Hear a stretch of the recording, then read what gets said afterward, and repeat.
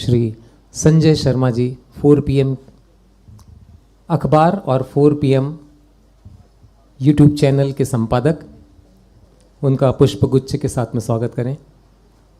श्री संजय शर्मा जी।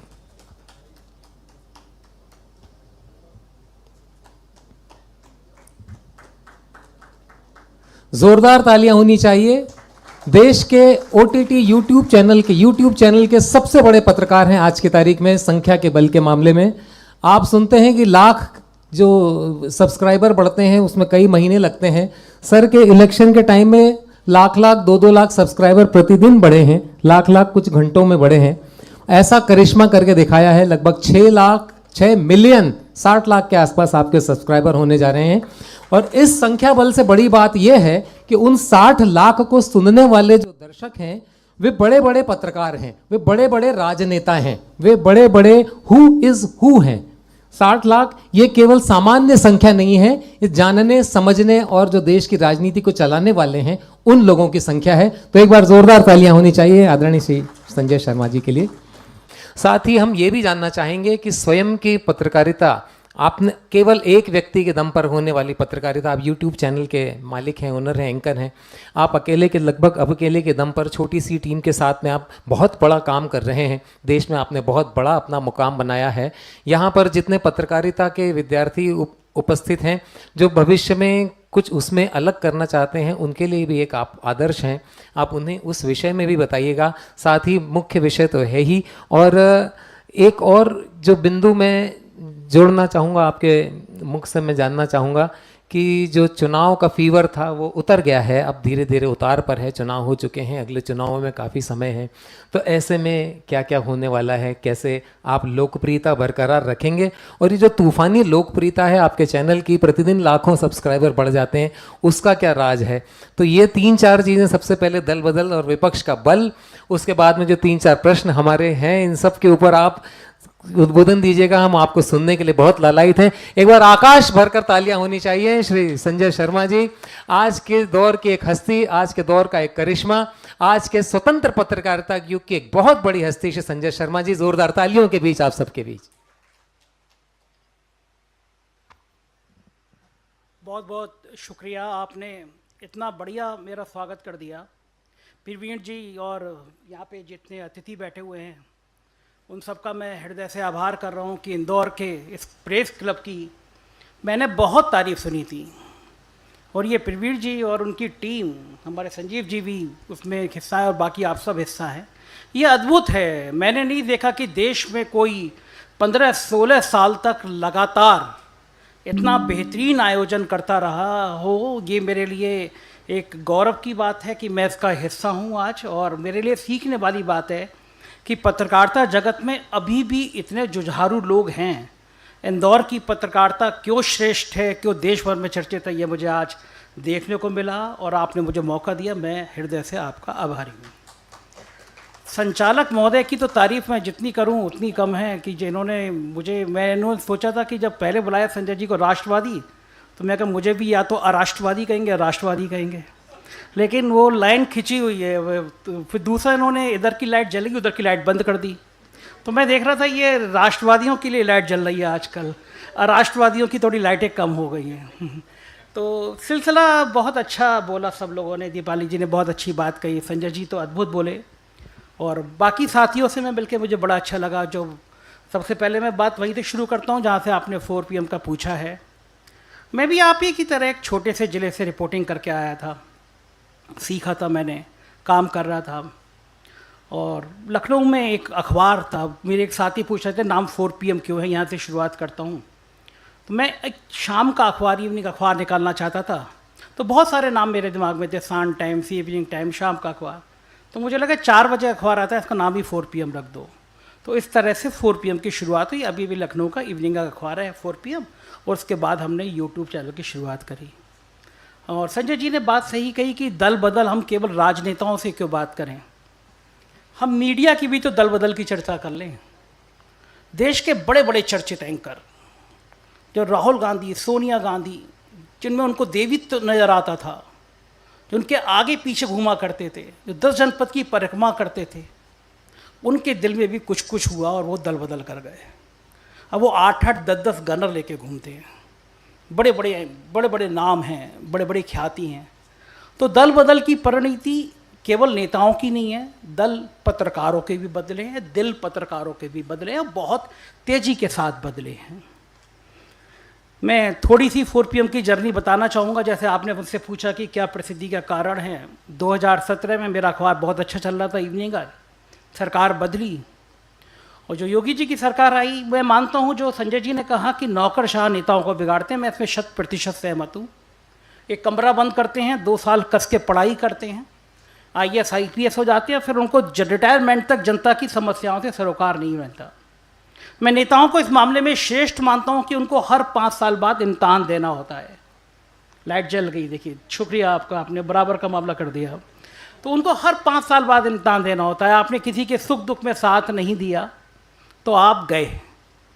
तो राजनेताओं की ये निष्ठा, राजनेताओं की मेहनत नौकरशाहों से कई ज़्यादा होती है। तो एक नौकरशाह ने मुझे बुलाया, सरकार बने हुए 6-7 महीने हुए थे, और उन्होंने मुझसे कहा कि बाबा तुमसे बहुत नाराज़। मैं कहा बाबा मतलब? बोले मुख्यमंत्री। मैंने कहा मुझसे क्यों नाराज़ है?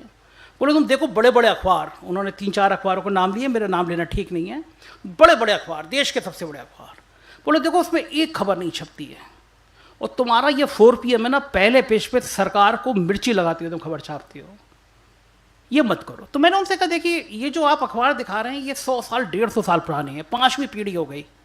मेरे अखबार को निकले हुए 3 साल हुए हैं।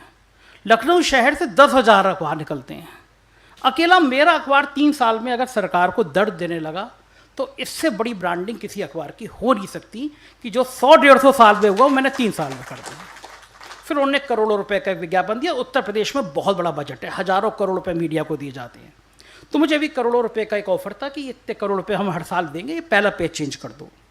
तो मैंने उनको बहुत विनम्रता से बात कही। मैंने कहा देखिए आप कह रहे हैं कि मेरा अखबार कभी राहुल गांधी ट्वीट कर दे रहे हैं, कभी संजय सिंह कर दे रहे हैं, कभी केजरीवाल ट्वीट कर दे रहे हैं, तो ये एक ब्रांडिंग की एक तरकीब है या ब्रांडिंग का पहलू है या जनता तक पहुंचने का सबसे बढ़िया माध्यम है। जनता को समझ आना चाहिए कि जो मेन स्ट्रीम मीडिया कहती है वो सत्ता के साथ संतुलन बनाती है, और जो पत्रकारिता है, हमने पत्रकारिता सीखी तो ये बताया गया, ये सिखाया गया और ये खूब जहन में बिठाया गया, जो सरकार बताती है वो विज्ञापन होता है और जो सरकार छुपाती है वो खबर होती है।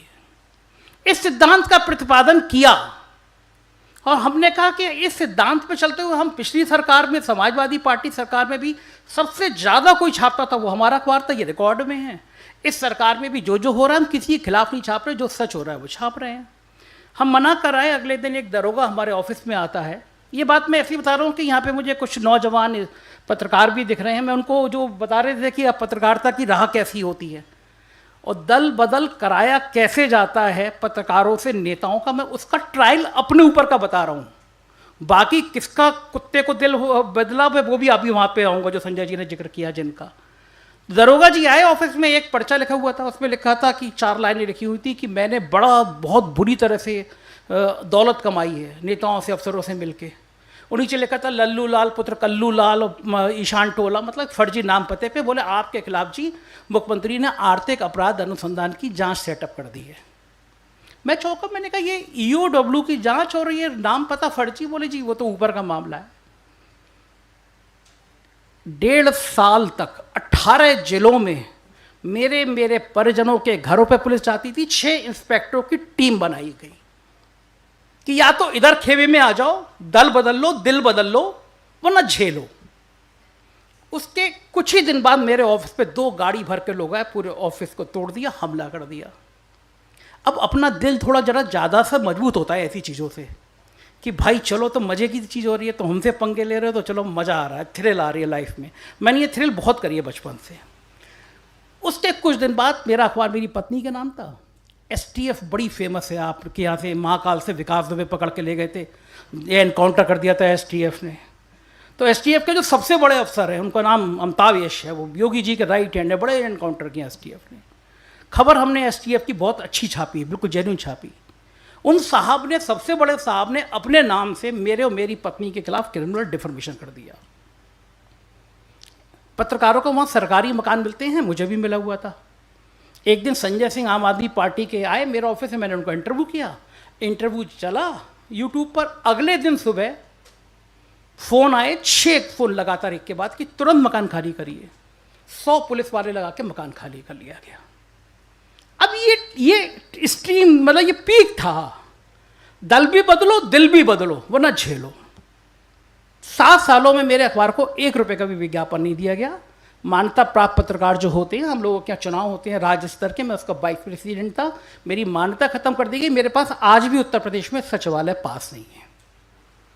ये जितना काम कर रहे थे, मैं वो उतना 4 PM यूट्यूब चैनल बना के बोल रहा था। जो आप पूछ रहे हैं कि कैसे लोगों में छा गए, जितना काम आपको बता रहा हूँ मैं यूट्यूब पे बोलने लगा। लोगों को लगा कि उत्तर प्रदेश में जब कोई बचा ही नहीं है, सब उसी शैली के हो गए कि आप आम काट के खाते हैं या आम चूस के खाते हैं, बटुआ रखते हैं नहीं रखते हैं, इतनी एनर्जी कहाँ से लाते हैं। जब सब उस शैली के हो गए तो ये कौन सिर फिरा है जिसके पास हमला हो रहा है। इस शैली में हमने यूट्यूब शुरू किया। उत्तर प्रदेश के विधानसभा चुनाव आए, हम एक डिबेट करते हैं शाम को 6 बजे। इन दिनों जो मुझे घूमने का मौका मिल रहा है तो संजीव जी संचालन कर ले रहे हैं उसका बढ़िया बेहतरीन तरीके से। मैं वो डिबेट करता था, देश के बड़े बड़े पत्रकार उसमें आते थे। और यूट्यूब की उपलब्धता का, लोगों के प्यार का नतीजा ये है कि जो मेन स्ट्रीम मीडिया के चैनल थे, जो 10-10 गनर लेके चलते थे, अपनी जुल्फों को काटते रहते थे, उनकी डिबेट में 3000 लोग भी व्यू नहीं आते थे। और एक दिन मैंने डिबेट खत्म करी तो 6 लाख लोग देख रहे थे उसको। ये रिकॉर्ड था, अद्भुत था। मेरे लिए भी यकीन से परे था। फिर अचानक उस चुनाव के बीच में मैंने एक दिन यूट्यूब खोल के देखा, यूट्यूब गायब। मैंने कहा ये कहाँ चला गया। मैंने वहाँ मेल किया, यूट्यूब पे जवाब नहीं आया। मैं 2 घंटे में समझ गया कि मेरा चैनल गया। मैंने इमीडिएटली फेसबुक पे लिखा कि मेरा चैनल ऐसे बंद कर दिया गया, मैं 4 PM यूपी के नाम से नया चैनल बना रहा हूँ। विपक्ष ने बहुत बड़ा मुद्दा बनाया, देश के बड़े बड़े राजनेताओं ने इसको मुद्दा बनाया कि यूपी में एक पत्रकार बचा है, वो बोल रहा तो उसका चैनल हैक कर लिया गया। मेरे बहुत अच्छे लॉयर, बिल्कुल भाई जैसे हैं, हैदर, बहुत काबिल है, LLM टॉपर है, उसने यूट्यूब को बहुत ज़बरदस्त एक लीगल नोटिस दिया तीसरे दिन कि आप हिंदुस्तान के चुनाव को प्रभावित कर रहे हैं और हम लोग सुप्रीम कोर्ट में रिट करने जा रहे हैं। अब थोड़ा अमेरिका इन सब चीज़ों से थोड़ा डरता है कि यार ये सब पंगे हो रहे हैं कि हम चुनाव प्रभावित करने जा रहे हैं। तीसरे दिन मेरा चैनल खुल गया। तब मुझे तरकीब समझ में आई।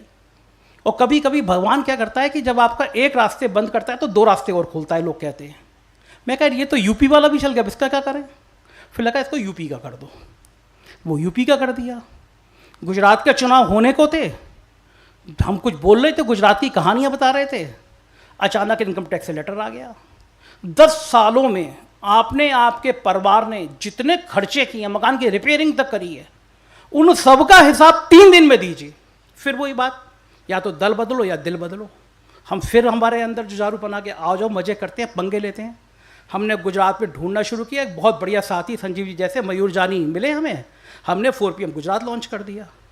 हमने कहा तुम्हें तो करना ही है पंगे, तुम अपनी रास्ते और हम अपने रास्ते। नतीजा ये हुआ कि हम एक के बाद एक चैनल, जितना ये दबाते गए हम उतना बढ़ते चले गए। आज की तारीख में 4 PM नेशनल के अलावा लगभग 12 चैनल खड़े हो गए। राज्यों के लोग हो गए, राज्यों के लोग जुड़ने लगे और 4 PM एक बड़ी आवाज़ बनने लगा। अचानक अमेरिका से, मिशिगन यूनिवर्सिटी से एक मेल फ़ोन आया, संजय जी बोल रहे हैं। कहा मैं अमेरिका के मिशिगन यूनिवर्सिटी से ये प्रोफेसर बोल रहे हैं, बताइए। बोले हम आपको अमेरिका में बोलने के लिए बुलाना चाहते हैं क्योंकि आप पिछले 6 महीनों से देश के पॉलिटिकल कमेंटेटर में सबसे ऊपर हैं। आपके हर महीने में 30 करोड़ 35 करोड़ व्यू आते हैं, हर महीने में रोज़ 1-1.5 करोड़ व्यू आ रहे हैं। मुझे लगा कोई आदमी मजाक कर रहा होगा, मेरे जैसे आदमी को कहाँ अमेरिका वाले बुलाएंगे। मैं कहा मेल कर दीजिए। मेल आ गया, मैं बड़ा खुश, मुझे वीज़ा तो था नहीं। तो उन्होंने कहा हम भेज रहे हैं अमेरिका एम्बेसी को, आप चले जाइए। कलकत्ता मेरा इंटरव्यू था, मैं गया इंटरव्यू देने के लिए। उन्होंने इंटरव्यू लिया, बोले congratulation you visa is approved. हमने तैयारी शुरू कर दी, कपड़े सिलवाने शुरू कर दिए। यूनिवर्सिटी ने ट्वीट कर दिया कि साहब संजय शर्मा 4 PM वाले आ रहे हैं और ये ऐसे बोलेंगे, ये इनकी प्रोफाइल है। अब हमारे काबिल आम काट के खाते हैं, चूस के खाते हैं, उनको लगा कि हम अमेरिका में भी जाके यही बात करेंगे। मैं इकलौता इंसान होऊंगा, शायद 3 महीने हो गए हैं, मेरा वीज़ा ना हुआ। फिर उसके बाद मैं अमेरिका की एम्बेसी को अभी 2 दिन पहले फिर मैंने पूछा भाई साहब पासपोर्ट भी रखे हुए हो, पासपोर्ट तो वापस कर दो। वहाँ से लेके आया था कि अभी हम आपकी प्रोसेसिंग कर रहे हैं, प्रोसेसिंग में चल रहा है, अगर आपको पासपोर्ट चाहिए प्रोसेसिंग रोक दे रहे हैं, पासपोर्ट वापस जाए। नहीं तुम कर लो यार प्रोसेसिंग जितनी करनी है। ये है दल बदल या दिल बदल। जिन साहब ने कहा कि बिस्कुट खिला रहे थे कुत्ते को, उन साहब के बारे में घोटालों की एक किताब निकाली थी भारतीय जनता पार्टी ने। पूरी किताब थी कि ये आदमी पूर्वोत्तर राज्यों का सबसे भ्रष्ट आदमी है। ये भारतीय जनता पार्टी ने कहा था। ये भारतीय जनता पार्टी ने कहा था कि ये इतने ज्यादा घोटालों में लिप्त है कि इस आदमी को राजनीति में नहीं रहना चाहिए। और ये उस आदमी को समझ आ गया कि अब जेल जाना है, तो उसको लगा एक वॉशिंग मशीन है, इधर से घुसो उधर से क्लीन होकर निकल आते हो। तो बिस्कुट वाली कहानी बताई, वॉशिंग मशीन में घुसे और मुख्यमंत्री बन गए। आम काट के खाते हैं, आम चूस के खाते हैं। वो कहते हैं महाराष्ट्र में जाके, ये मेरी गारंटी है, एक भी भ्रष्टाचारी जेल के बिना नहीं बनेगा, बचेगा, जेल जाए बिना नहीं बचेगा, ये मेरी गारंटी है, मोदी की गारंटी है। और जिसके लिए कह रहे थे, 24 घंटे बाद वो महाराष्ट्र का डिप्टी सीएम बन जाता है। फिर एक लंबी सिलसिला है, एक लंबा सिलसिला है। उसी कहानी के बीच में बात भूल गया, जब ईओडब्ल्यू को कुछ नहीं मिला तो उत्तर प्रदेश सरकार ने ईडी को और इनकम टैक्स को लिखा कि इनकी जांच कर लीजिए।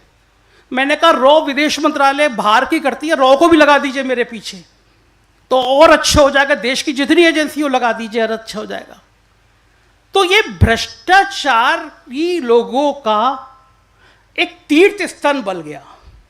पीछे आ गया ईडी, सीबीआई, इनकम टैक्स। और सबसे ज्यादा कमजोर बन गया, सबसे ज्यादा दल बदल गया, सबसे ज्यादा दिल बदल गया, वो इस देश की मीडिया का बदल गया। और मीडिया शब्द में पत्रकारों के लिए नहीं कह रहा, उन संस्थानों में काम करने वाले, जिन संस्थानों पे मैं उंगली उठा रहा हूं, उन संस्थानों के पत्रकार मेरे दोस्त हैं और कहते हैं काम तो हम 4 PM जैसा करना चाहते हैं, संपादक और मालिक अनुमति नहीं देता। इस हॉल में बैठा हुआ एक भी पत्रकार ऐसा नहीं होगा जो मैं बोल रहा हूं वो बोलना नहीं चाहता, उसके दिल की आवाज ना हो, वो किसी भी संस्थान में काम कर रहा हो। लिखेगा क्या? लिखेगा वही जो दीपाली जी ने बताया कि मालिक क्या चाहता है, संपादक क्या चाहता है। संपादक भी बेचारा क्या करेगा जो मालिक चाहता है। क्या नहीं दिया देश ने मुकेश अंबानी को? देश का सबसे दौलतमंद इंसान बनाया, देश ने उसको प्यार दिया, और उसने क्या दिया देश को? केवल हिंदू मुसलमान के जहरीले एंकर, जहरीले चैनल, जहरीले थंबनेल, जहरीली डिबेट, जिसको देखकर देश में 2 समुदाय के बीच में झगड़ा हो जाए, जिसको देश के 2 समुदाय लड़ने पर आमादा हो जाए, ये इस देश को दिया। अब क्या करेगा मुकेश अंबानी के चैनल में बैठ के नौकरी करने वाला इंसान? उसके मन में आ रहा होगा कि हमें ये नहीं करना, लेकिन नौकरी भी एक मजबूरी है। या ये नेताओं के दल बदल से ज्यादा खतरनाक है। और मैं अभी भी कह रहा हूं कि अगर इस देश की मीडिया, इस देश की पत्रकारिता अपना ईमानदारी से काम कर लेता तो साहब 244 नहीं 140 पे भी लेने के देने पड़ जाते।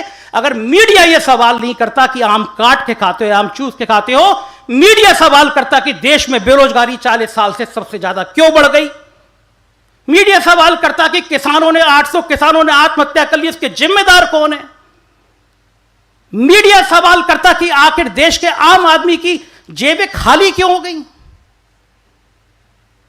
तो शायद ये दल बदल जैसी जो घटनाएं हैं ये होने का नाम नहीं लेती। हिम्मत देखिए, विधायक नहीं, अब तो पूरी सरकार ट्रांसफर रखने की बात करते हैं, पूरी सरकार आ जाती है। ऑपरेशन लोटस गर्व के संग कहते हैं।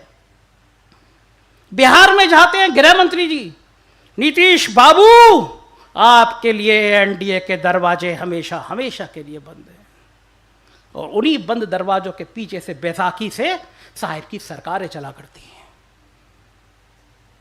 ये बात ठीक है कि जनता वोट देखती है, मैं मानता हूं वोट देती है, लेकिन वोट किस आधार पर लिया जाता है?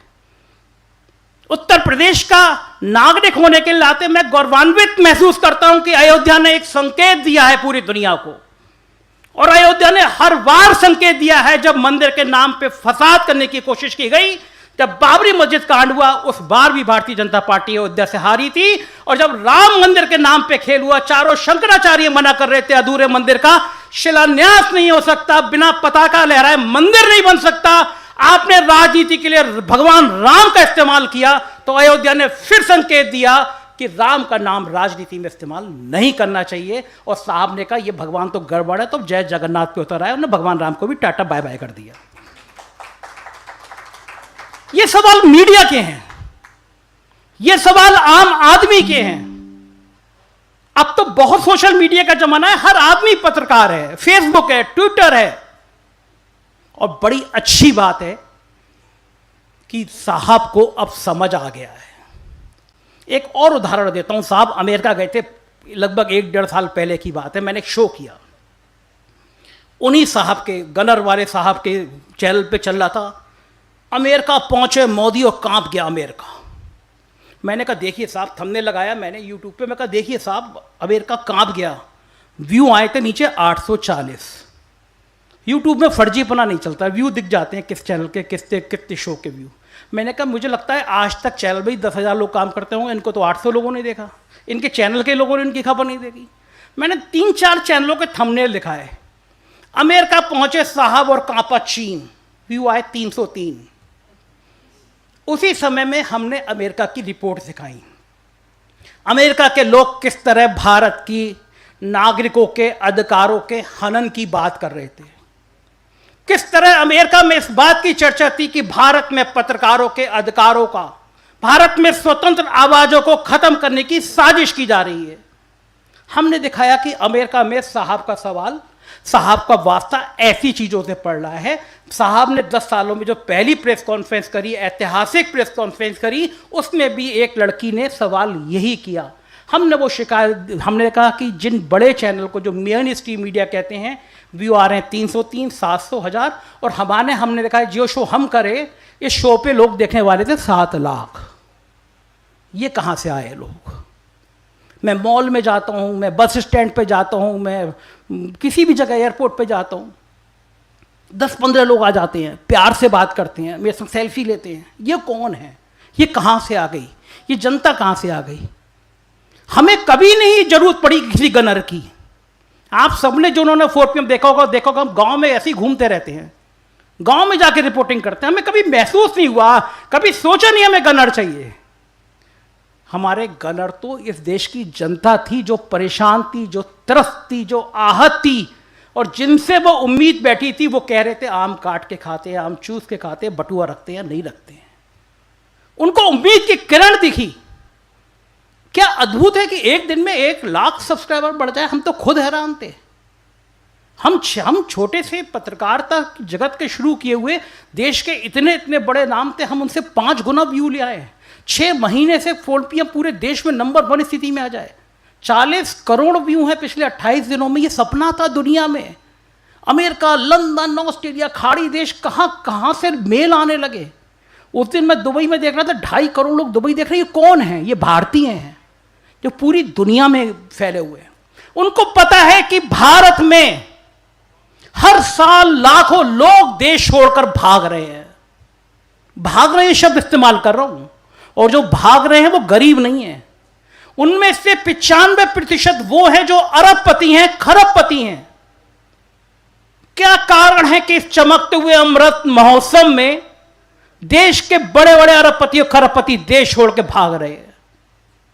कौन सी सुनहरी दुनिया के सपने दिखा रहे हैं मेन स्ट्रीम मीडिया के चैनलों पर, इनको हजारों करोड़ के विज्ञापन पे बात करके? क्यों नहीं आज किसी चैनल पे बेरोजगारी पे चर्चा होती? क्यों नहीं किसानों की बात पे चर्चा होती? और देश की जनता नहीं पूछ रही। लेकिन ऐसा नहीं है, नहीं पूछ रही। जनता में डर है। हम जब गांव में जाते हैं, पूछते हैं, सवाल पूछते हैं, नाम पूछते हैं, कहना नाम रहने दो, अभी मुकदमा हो जाएगा। आपको हैरानी होगी कि गांव में रहने वाला साधारण ग्रामीण वो ईडी नहीं जानता क्या है, लेकिन पता है, वो कहता है ना ना ना, हम नाम ना बताएंगे, ईडी आ जाएगी।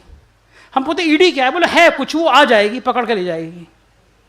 इस देश की संवैधानिक संस्थाओं का इतना उपहास, इतना मजाक, और 10 सालों में दल बदल कानून का इतना गलत इस्तेमाल।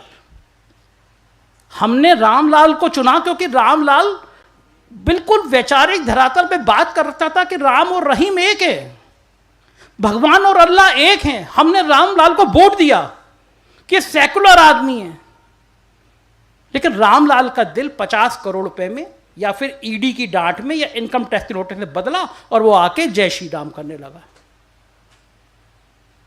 किस उन हजारों लोगों ने, उन लाखों लोगों ने जिन्होंने रामलाल को चुना होगा, क्या उनके दिल को अच्छा लगा होगा कि उन्होंने एक विचारधारा को वोट दिया? वो ठगा महसूस कर रहे हैं। लोकतंत्र का इससे बड़ा मजाक और क्या हो सकता है? मैं तो वो दिन देखना चाहता हूं देश में जिस दिन ये कानून बने, जनता सड़क पे आकर ये कानून बनाने की मांग करे कि हमने जिसको वोट दिया, जिस पार्टी को वोट दिया, भाई साहब रहेंगे उसी पार्टी में, दल बदल करोगे इस्तीफा दो, पहले चुनाव लड़ो और उसके बाद जहां मनो वहां जाओ। और बहुत सारे लोगों ने चुनाव लड़ा और गायब हो गए, वो हार गए। आने वाले 4 महीनों में महाराष्ट्र में और देखिएगा, जो 50 खो के ओके का डायलॉग चला था, उसमें फिर महाराष्ट्र बताने वाला है। लेकिन जनमानस को जागृत करने की जिम्मेदारी तो हमारी है ना, आपकी है ना। आया राम गया राम वाली कहानी को खत्म करने की जिम्मेदारी तो हर व्यक्ति की है ना, जो इस देश को, लोकतंत्र को अपने दिल में धड़कने को देखते हुए चाहता है। वो चाहता है कि हमारा लोकतंत्र जीवित रहे, स्वस्थ रहे, प्रसन्न रहे। इस देश में रहने वाले हर जनमानस के दिल में वो लोकतंत्र धड़के। किसी को यह डर ना हो कि वो बोलेगा तो ईडी आएगी, डीसीबी आएगी, इनकम टैक्स आएगा। क्यों किसी पत्रकार की ऐसी जांचें हों? क्यों किसी पत्रकार पे हमले हों? क्यों ईडी का इस्तेमाल ऐसे किया जाए? लेकिन कौन करेगा सवाल? सवाल तो मैं और आप मिलके करेंगे ना। अब साहब परेशान हैं कि जब ये पोल पट्टी खुल रही है तो साहब अब यूट्यूबरों पर कल लगाम लगाने के लिए एक बिल बनाने की तैयारी चल रही है, क्योंकि अकेले जर्मन में बैठे ध्रुव राठी ने साहब की हालत खराब कर दी। तब एक कानून बन रहा है कि विदेश में भी कोई चलाएगा यूट्यूब चैनल तो उसका देश में एक दफ्तर होना चाहिए। और उससे आगे की बात मैं बता देता हूं आपको। देश में दफ्तर इसलिए होना चाहिए कि ध्रुव राठी का दफ्तर दिल्ली में हो, कलकत्ता में हो, बंबई में हो, इंदौर में हो, और जैसी ध्रुव राठी वीडियो करे, इलाके का दरोगा आके उसके मैनेजर को 4 लाते मारे और एक मुकदमे में बंद कर दे। अब दूसरा मैनेजर ढूंढो ध्रुव राठी। ये क्या है? ये डेमोक्रेसी है? दुनिया में जिस देश की आत्मा ये थी कि यहां पे अपनी बात कहने की आजादी है, वो देश का ये हाल कर दिया। 10 साल पहले तक क्या इतना जहर था दिमाग में?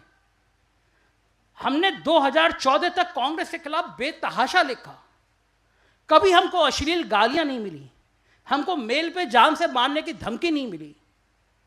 उत्तर प्रदेश में मंत्री का दर्जा प्राप्त एक आदमी मेल पर हमको जान से मारने की धमकी दे रहा है। ये हो गया देश में। अब या तो आप इधर हैं या आप इधर हैं, या तो आप मोदी जी के प्रशंसक हैं या मोदी जी के चिढ़ने वाले हैं। देश 2 हिस्सों में बट गया। लेकिन देश 2014 से पहले तो ऐसा नहीं था। ऐसा नहीं था कि वो लोग किसी भी पार्टी से नफरत कर रहे हो, चिढ़ रहे हो।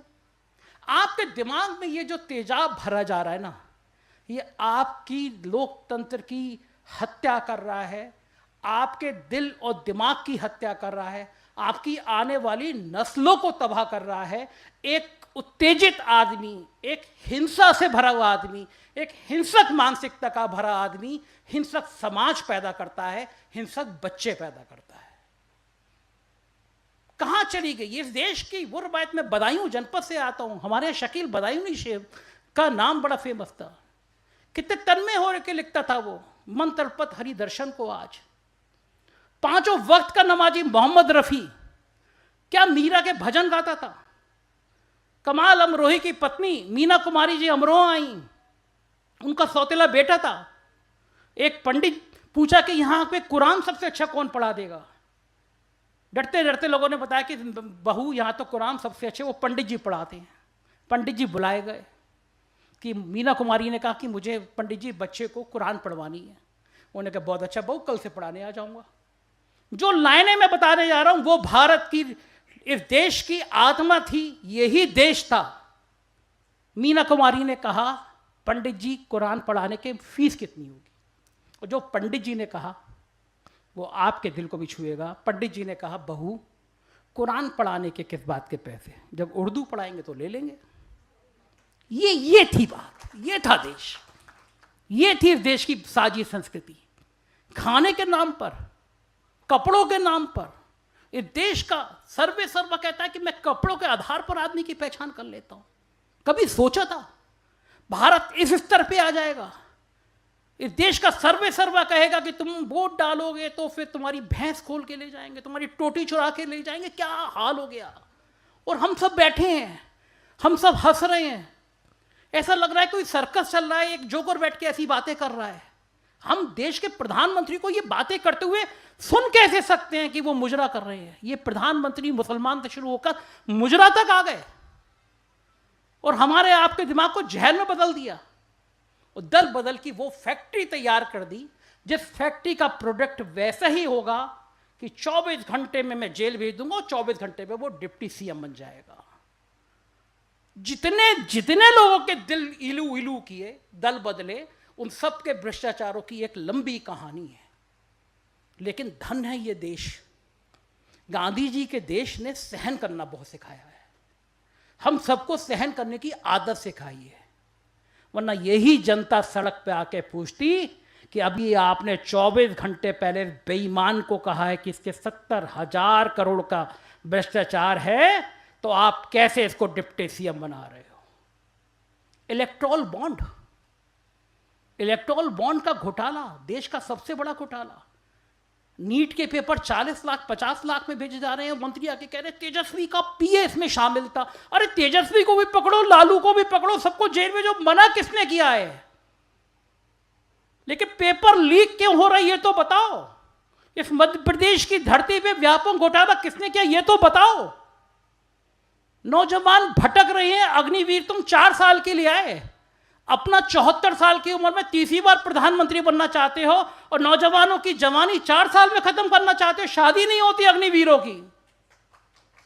कौन सुनेगा ये समस्याएं?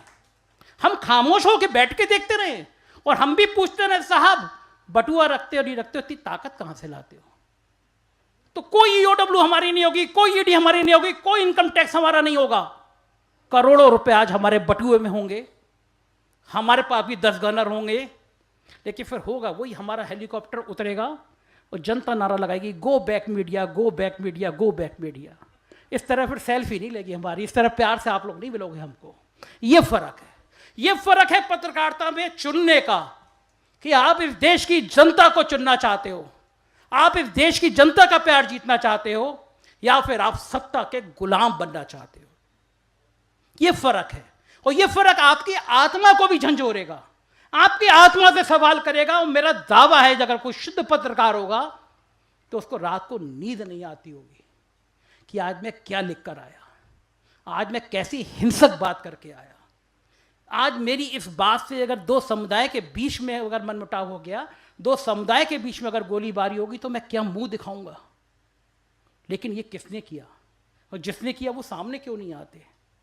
तो मुझे उम्मीद है कि इस तरह के संवाद, इस तरह की बातचीत जो इंदौर प्रेस क्लब कर रहे हैं, ये ऐसे खुला मंच, ऐसे संवाद देश में अगर और होंगे, इंदौर सबके लिए प्रेरणादायक बनेगा, तो निश्चित रूप से ये देश में एक नया माहौल पैदा करेगा।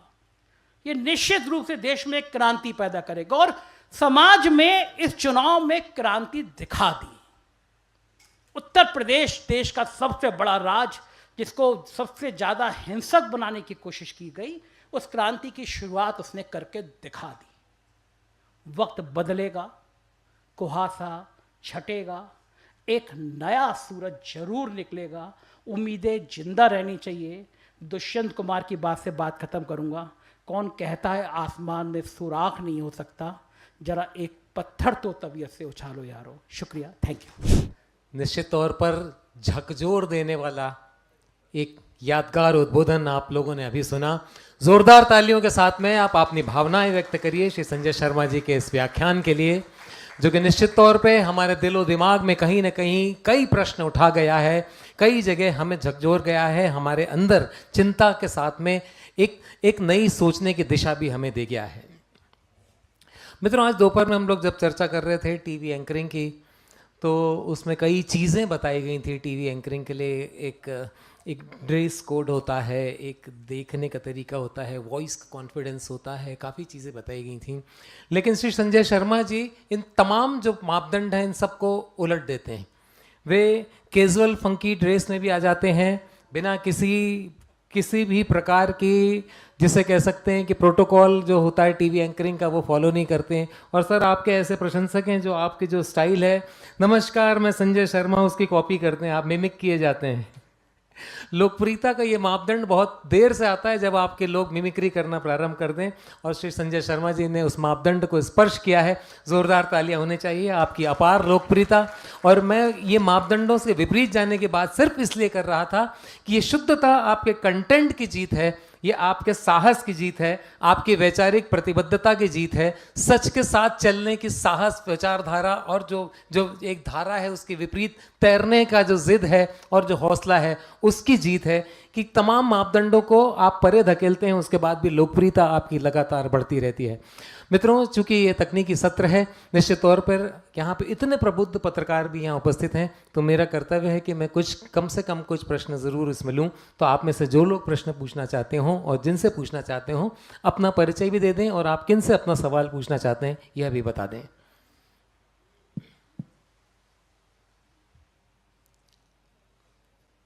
आप में से कौन सवाल लेना चाहेगा पहला?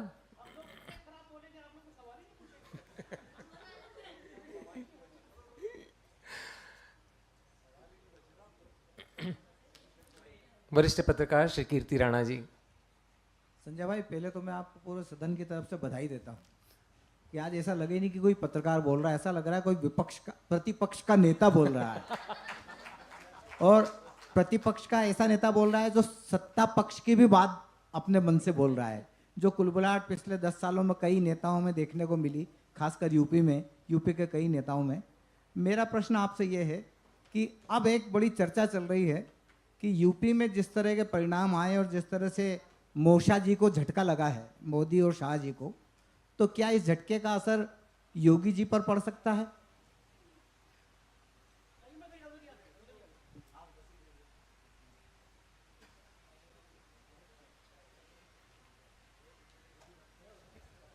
देखिए, ये आपका सवाल देश की राजनीति के लिए इसलिए भी महत्वपूर्ण है कि उत्तर प्रदेश देश का सबसे बड़ा राज्य है, और जो देश को चलाने में लोग कहा भी करते हैं कि दिल्ली का रास्ता यूपी से होकर गुजरता है। पिछले 1.5 साल से जितना मैं महसूस कर रहा हूँ, बहुत सत्ता के करीबी लोगों के सूत्रों से, अमित शाह जी और मोदी जी का बस चले तो योगी आदित्यनाथ को वो कल हटा दें। योगी आदित्यनाथ ने जो संघ की शैली थी, जो हिंदुत्व का उफान था, वो मोदी से ज़्यादा आगे बढ़ के हासिल कर लिया। तो वो जो हिंदुत्व है, जो उग्र हिंदुत्व है, वो उसके चेहरे के प्रतीक बन गए योगी आदित्यनाथ। तो योगी आदित्यनाथ ने वो लाइन चिरतार्थ कर दी कि शेर की सवारी बड़ी खतरनाक होती है।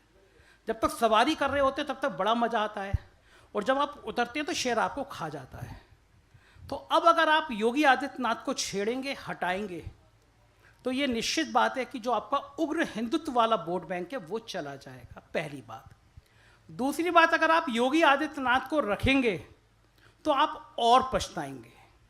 उसका कारण ये है कि हम कितना भी आलोचना करें कि जाति की राजनीति नहीं होनी चाहिए, लेकिन इस देश में जाति पहले है, इस सत्य को स्वीकार करना पड़ेगा।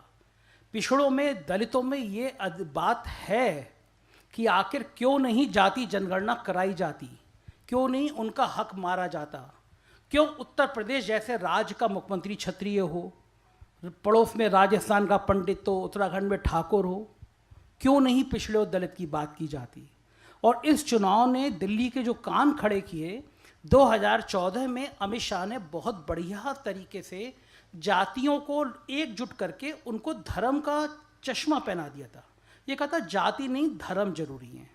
इस बार कांग्रेस और सपा की जुगलबंदी ने, अखिलेश यादव के पीडीए के फार्मूले ने पिछड़ा, दलित, अल्पसंख्यक, इसको तोड़ दिया, जातियों में आ गए। तो वो जो जाति की गणित है वो इस बात के खिलाफ है कि कोई ठाकुर मुख्यमंत्री अब उत्तर प्रदेश में रहे। तो अगर योगी आदित्यनाथ को रखते हैं तो पिछड़ों में और दलितों में उनके ठाकुर होने का विरोध होगा, और मैं एक और घोषणा कर रहा हूँ आपको, बीजेपी के नेता ही कुछ दिनों बाद कहीं ना कहीं पिछड़े वर्ग की बात उठाने लगेंगे, जाति जनगणना की बात उठाने लगेंगे। डिप्टी सीएम केशव मौर्य बहुत जल्दी उठाएंगे कि जाति जनगणना सही थी। इस तरह की हल्की हल्की बातें उठेंगी। और एक कटु बात और है कि योगी आदित्यनाथ के साथ 15 विधायक भी नहीं हैं। वो अपने मठ के एक महंत रहे हैं, तो उनको सुनने की आदत नहीं है, तो वो विधायकों के काम वाम नहीं करते। उत्तर प्रदेश में नौकरशाही बहुत बेकाबू है। तो दिल्ली पहल के इशारे पे आने वाले दिनों में, कुछ महीनों में हमें ये देखने को मिल सकता है किसी छोटे मुद्दे पर विधायक विद्रोह करें। जैसे पहले भी 100-150 विधायक धरने पे बैठ गए थे और योगी आदित्यनाथ से कहा जाए इनको संभालो, और योगी जी जब नहीं संभाल पाएंगे तो कहा जाएगा आप केंद्र में आ जाइए वरना आपकी सत्ता चली जाएगी। तो योगी आदित्यनाथ और मोदी शाह के बीच अगले 6 महीनों में बहुत उठापटक हो सकती है। ये मेरा धारणा है।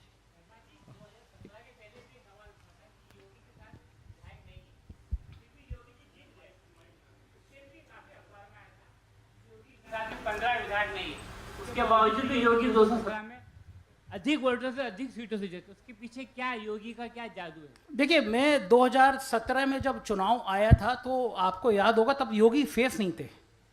2012 से 17 तक अखिलेश यादव की सरकार थी, तब योगी चेहरा नहीं थे, बीजेपी का कोई चेहरा नहीं था, मोदी के चेहरा थे। 2014 में एक उदाहरण देके बताऊँ, वो लोग मोदी जी को भगवान विष्णु का अवतार कहते थे। मैं जिस सोसाइटी में रहता हूँ, मेरे बड़े अभिन्न मित्र हैं, मैं उसको उदाहरण से आपको सिस्टम समझाता हूँ। वो एक बड़ी कंपनी में मैनेजर है, उसको 1.5 लाख रुपये तनख्वाह मिलती है। वो उसकी पत्नी सब कहते थे तुम क्यों आलोचना करते हो, भगवान विष्णु का अवतार है ये। 2019 में पुलवामा हुआ, तब तक वो भगवान विष्णु के अवतार रहे। इस चुनाव में उन भगवान विष्णु जी में डेंट पड़ गया, क्योंकि वो जो साहब थे जिनको 1.5 लाख मिलती थी, जिसको 1.5 लाख की सैलरी मिलती है, वो 5-10 हज़ार भी बैलेंस बना के चलता है घर का। रसोई का खर्चा इतना, पेट्रोल इतना, उनके घर का बजट 15,000 से ज़्यादा बढ़ गया महंगाई के कारण। तो वो भगवान विष्णु जी अब गड़बड़ हो गए मामले, उन्होंने वोट नहीं दिया। आपने पूछा 2017 में, तो 2017 में कोई चेहरा नहीं था, मोदी जी का चेहरा था। और 2014 से 2017 का चेहरा अगर आप याद करेंगे राजनीति का, तो कोई दाग नहीं था, कोई उद्योगपतियों के संग डील नहीं थी, कोई इलेक्टोरल बॉन्ड नहीं था। 17 में उफान था, मतलब मोदी जी का जलवा बिखर रहा है, दुनिया टहल रही है। तो उस लहर में उत्तर प्रदेश का चुनाव जीता गया। योगी 2017 के चुनाव के रिजल्ट के बाद मुख्यमंत्री बनाए गए, ये बात थी।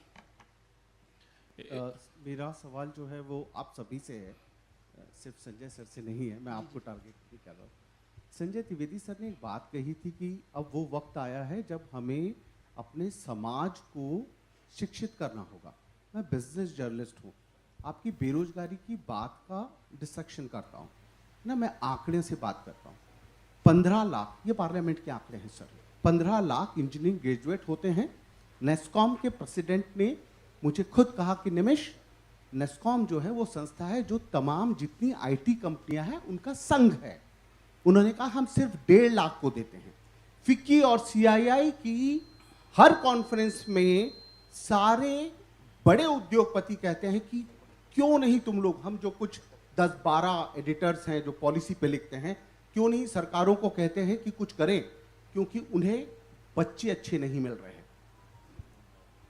ठीक है, बेरोजगारी का मतलब ये नहीं होता कि रेलवे में खलासी की नौकरी के लिए आवेदन हो और उसमें 3.5 लाख हैं। मध्य प्रदेश में 35 प्यून की नौकरी की निकली थी, जिसमें 8वीं पास का वो था, हम सब लोगों ने वो कवर किया, जिसमें 3 लाख से ज्यादा आए थे और उसमें सबसे ज्यादा पीएचडी, एमए, एमटेक और बीई थे।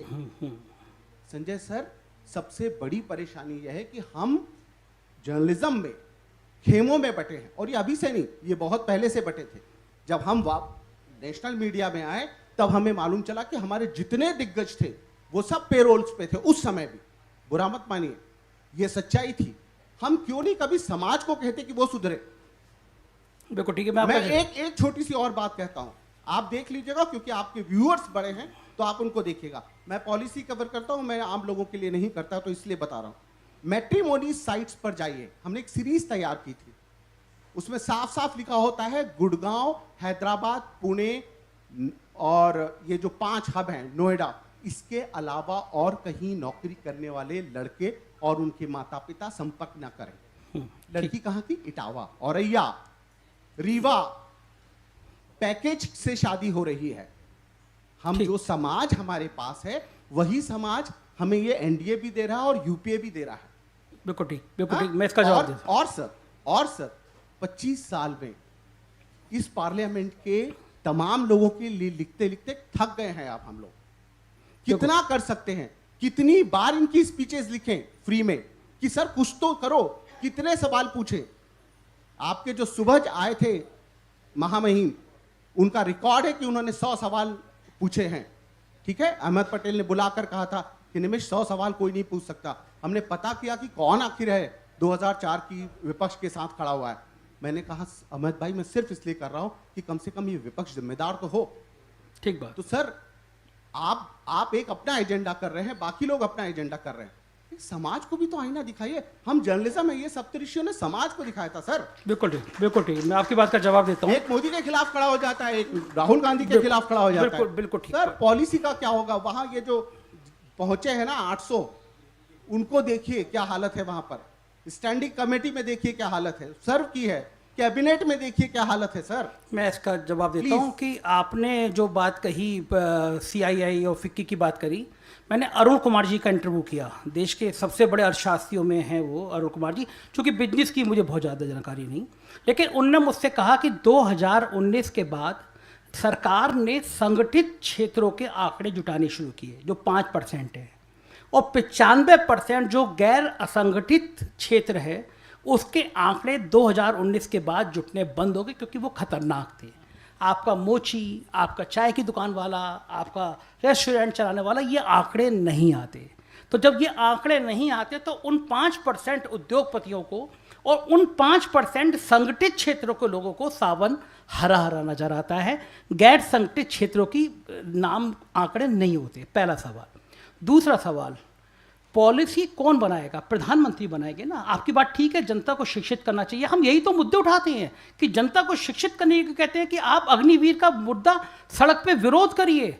आप क्यों फौज में प्रयोग कर रहे हैं? 4 साल के लिए आपने एक लड़के को ट्रेंड किया, वो राइफल चलाना सीख गया, वो कार्बाइन चलाना सीख गया, वो दुनिया के सब हथियार सीखना सीख। आपने लाखों लोगों की एक 4 साल की ट्रेंड फौज खड़ी कर दी देश में, जो बेरोजगार हो गए।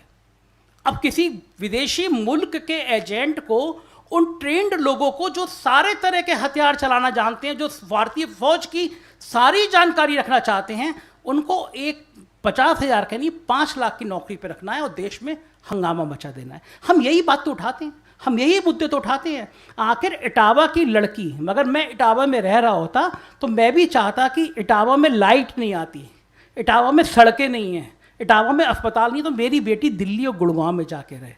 गरीब से गरीब बाप भी अपनी बेटी को सुख में रखना चाहता है। उसको पता है कि इटावा में रोजगार नहीं है, इटावा में मनरेगा का काम भी नहीं मिल रहा। ऐसे किसी भी, वो मध्य प्रदेश में भी हो सकता है, राजस्थान में भी हो सकता है, उत्तर प्रदेश में भी हो सकता है। तो वो सपने अपने बड़ी लड़की के लिए देखेगा कि बड़ा जगह हो। तो हमारा सवाल तो यही है कि आखिर ऐसा क्यों हो गया कि हमारा प्राइम मिनिस्टर एक बेहतर योजनाएं बनाने के लिए वो कहने लगा कि पकोड़े तलना भी एक रोजगार है। ये सवाल कौन करेगा? सत्ता से तो पूछेंगे हम कि आपकी चपरासी की नौकरी के लिए डॉक्टरेट किए हुए लोग आ रहे हैं और हर बार पेपर लीक हो जा रहा है। सिपाही की जगह निकली थी उत्तर प्रदेश में, 8 या 10 लाख लोग आए थे कुछ हज़ार के लिए। कहाँ से आए? 300 रुपये इकट्ठा करना बहुत बड़ी बात थी। हमने देखा आंखों में आंसू आ गए। स्टेशन पे लाइन लगा के सड़कों पे सो रहे थे बच्चे, खाने के पैसे नहीं थे। कहाँ से पैसे देके परीक्षा देके घर नहीं पहुंचे, पता खबर आती है पेपर लीक हो गया, परीक्षा कैंसिल हो गई। ये सवाल तो सिस्टम से पूछेंगे ना, सब मिलके पूछेंगे, और सब मिलके पूछेंगे तो आंकड़े आएंगे। लेकिन अगर आप सरकार के आंकड़ों पे हम ये कह देंगे कि फिक्की ने कह दिया और इन्होंने कह दिया कि बहुत कुलीन यहाँ पे हमें काम नहीं मिल रहे। कुलीन काम इसलिए नहीं मिल रहे क्योंकि आपने जो कंप्यूटराइज मशीनें हैं चलाने वाले उद्योगपति हैं, आपने उनको बढ़ावा दे दिया, आपने देश के सब संपदाएं उनको दे दी। अब वो किसको रखेंगे ये आप भी जानते हो, मैं भी जानता हूँ। पिछड़ों और दलितों में आप अगर कोई विपक्ष का नेता सवाल उठा रहा है कि इनके मालूम करिए कि पिछड़े और दलित कितने लोग काम कर रहे हैं, तो आप निश्चित मान के चलिए उनके 10% भी पिछड़े और दलित नहीं रखे जाते। जी नेक्स्ट प्लीज बताइए।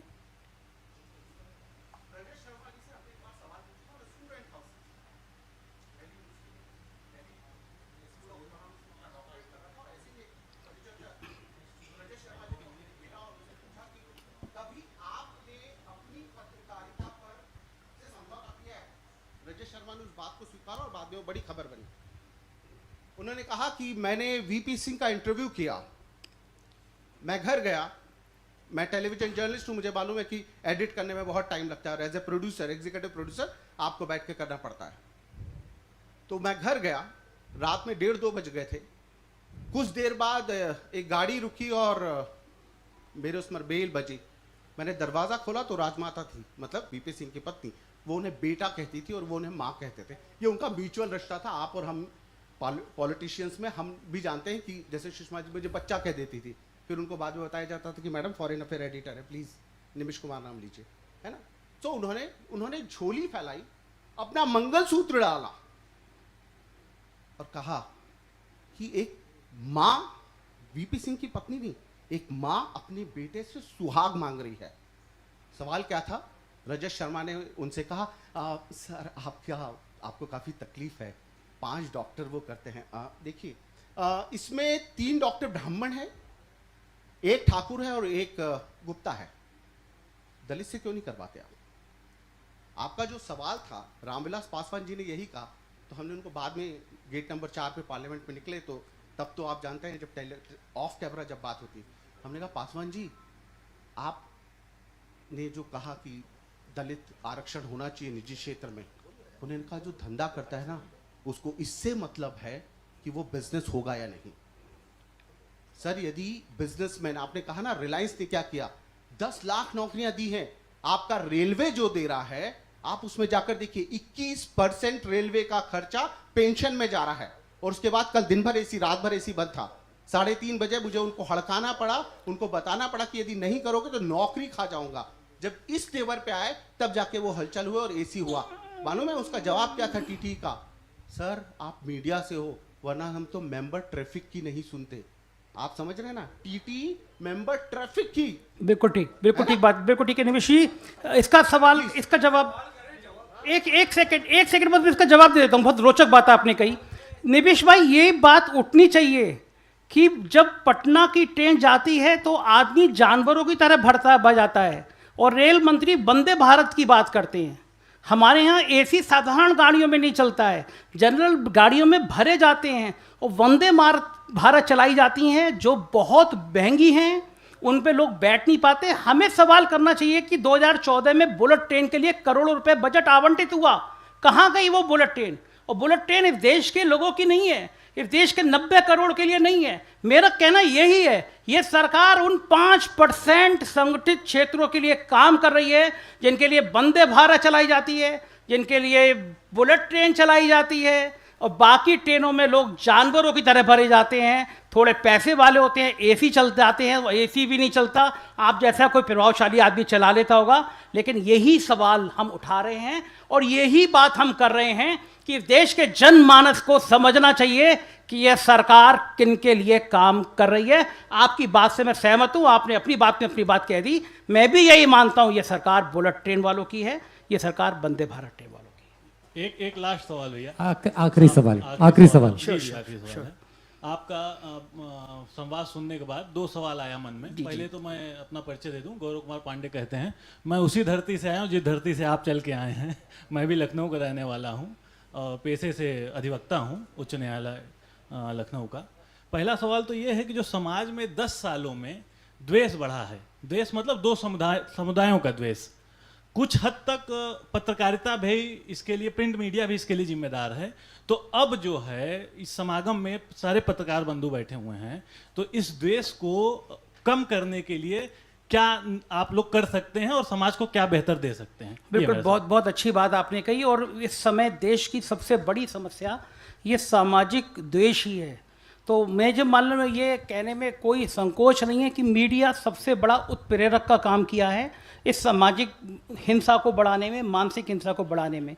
यही बात मैं कह रहा था कि हर पत्रकार की ड्यूटी है कि वो अपनी ताकत से ये बताए कि ये मुल्क तभी तक बचेगा। दूसरी बात मैं कहता हूँ, पाकिस्तान की संस्था है ISI, वो क्या चाहती है? वो ये चाहती है कि भारत में हिंदू और मुसलमान के बीच फसाद पैदा हो जाए, यही तो चाहती है। तो जो पाकिस्तान चाहता है वो इस देश के कुछ हुक्मरान करना चाहते हैं।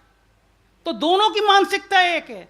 पाकिस्तान चाहता है हिंदू मुसलमान में फसाद हो और देश के कुछ नेता चाहते हैं हिंदू मुसलमान पैदा, तो आपकी मेरी सबकी ड्यूटी है कि समाज में हम ये माहौल पैदा करें कि देश तब बचेगा जब हम सब एकजुट एक साथ रहेंगे। Thank you.